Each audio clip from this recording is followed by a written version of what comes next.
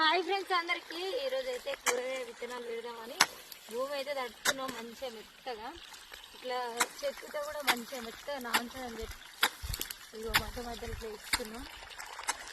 కూరగాయ విత్తనాలు అయితే ఈరోజు సాయంత్రం వరకు ఒక ఫుల్ వీడియో ఇద్దాం అనుకుంటున్నాం. మరి నీళ్ళు సరిగ్గా సరిపోతలేవు తోటకు, కానీ 10 నిమిషాలు సరిపోతుంది. కానీ మా ఇంట్లో వారికే కూరగాయ మొక్కలు చెట్లు అంటే ఓన్లీ నారే పోస్తుంది. ఈరోజైతే మేము విత్తనాలు వేస్తున్నాము.